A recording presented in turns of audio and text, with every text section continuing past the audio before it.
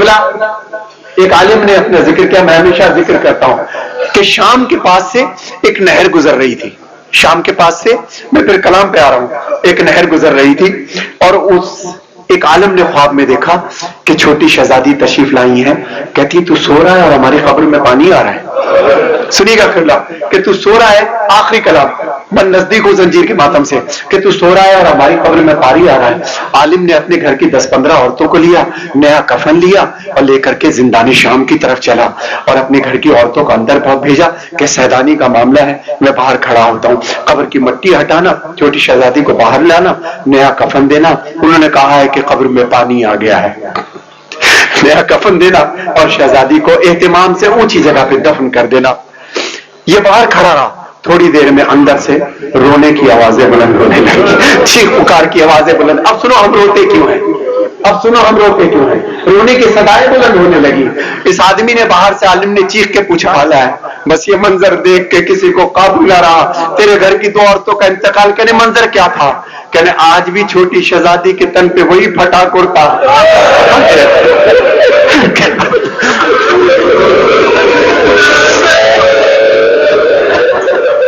جزاک اللہ جزاک اللہ. کوئی غم میں نہ رلائے مولا، کوئی غم میں نہ رلائے مولا.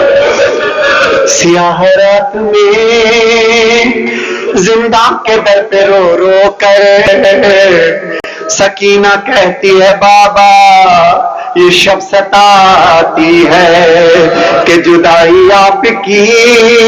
اب جو بیمار ہے دعا مانگنا سکینہ کے بابا سے کہ جدائی آپ کی، اس پر یہ خاک کا بستر، کہیں اندھیرے میں بچوں کو نیند آتی ہے.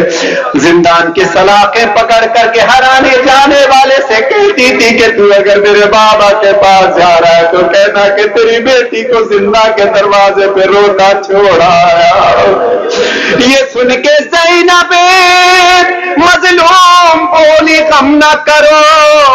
شہزادی سکینہ کو اپنی گود میں لے کر آئی، بٹھالا اور کہتی ہے کہانی کہتی ہوں میں ایک، سنو سکینہ سنو. اپنے زانو پہ بٹھا کے بالوں میں ہاتھ پھیرتے ہوئے چھوٹی شہزادی کو اپنی زندگی کی کہانی میری بیوی سناتی ہے. اس طریقے سے کوئی نام نہیں لیتی کہ معصومہ کے دل پہ کوئی چوٹ نہ لگے. قبلہ پہلا مصرع کیا شہزادی نے لکھا، پورا نوحہ اسی میں ہے. فرماتی ہے کیا بی بی زینب سرکار شہزادی سکینہ کو سلاتے ہوئے، سکینہ کہانی سنو، ایک شہنشاہ تھا کہ یثرب میں رہا کرتا تھا. اس کا گھر وہ تھا کہ قرآن جہاں اترا تھا. در پہ جبریل سا دربان رہا کرتا تھا. اس کا آنگن بھی ستاروں سے بھرا رہتا تھا. اس کے دروازے سے خالی نہ کوئی جاتا تھا. آسماں اس کی سخاوت کی قسم کھاتا تھا. سکینہ کہانی سنو، اس کے بابا کو در علم کہا جاتا تھا. ماں نے شہزادی کونین لقب پایا تھا. اس کے بیٹوں میں نظر عکس نبی آتا تھا. اب جملہ سننا، اور بیٹیوں کو گل پاکیزہ کہا جاتا تھا. اس کے ایک بھائی کی رگ رگ میں وفا رہتی تھی اور ایک بہن ساتھ میں سائے کی طرح رہتی تھی. وہ سکینہ کہانی سنو، ایک دن کیا ہوا. سلاتی جاتی ہے، کہتی ایک دن کیا ہوا. وہ گھر سے سفر پر نکلا، اس کا سب کنبہ بھی قرآن کی حفاظت کو چلا. اشقیاء نے اسے پھر دشت بلا میں روکا. 3 دن تک اسے پانی بھی میسر نہ ہوا. ہو گئی عام ہر ایک جور جفا اس کے لیے، اور پھر جنگ کا میدان سجا اس کے لیے. اس کے ایک بیٹے کے سینے میں سنا ٹوٹ گئی. بھائی کے ہاتھ کٹے، تیر لگا، مشک چھڑی، لاش پامال. بھتیجے کی بھی مقتل میں ہوئی، بے زباں قتل ہوا. اس کا چھری اس پہ چلی. کچھ بلا سننا شہزادی کی. وہ شہنشاہ کے کنبے پہ غریبی چھائی،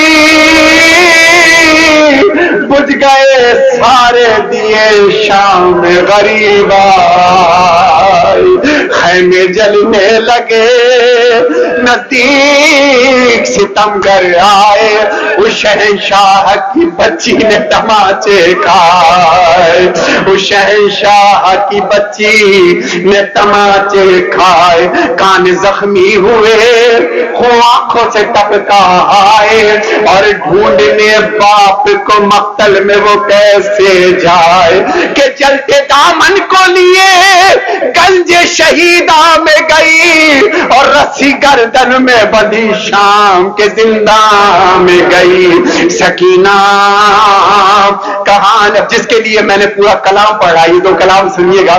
سکینہ کہانی سنو، پھر سکینہ نے کہا کہ رہتے ہیں وہ لوگ کہاں، سنیے گا صبح کی بات ہے۔ پھر سکینہ نے کہا رہتے ہیں وہ لوگ کہاں، بولی زینب کے ہوئے سب وہ اسیر زندہ، قصہ آخر ہوا نیند آئی نہ تم کو میری جان، بولی رو رو کے سکینہ بھی اب نیند کہاں، تم تو کہتی تھی کہانی سنو نیند آتی ہے، اس کہانی سے میری نیند اڑی جاتی ہے، بولی رو رو کے سکینہ یہ میرا قصہ ہے، اس کہانی کا شہنشاہ میرا بابا۔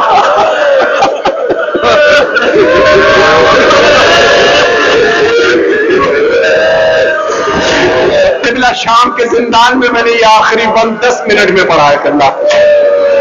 بولی رو رو کے سکینہ یہ میرا قصہ ہے، اس کہانی کا شہنشاہ میرا بابا ہے، اور نیزہ جس کے لگا سینے میں میرا بھیا، اور نیزہ جس کے لگا سینے میں میرا بھیا ہے، میرا اصغر ہے لینوں نے جسے مارا، ارے بیز بیریدہ تم ہو وہ بھی جان میری جاتی ہے، یہ کہانی تو میرے گھر کی نظر آتی ہے۔ سکینہ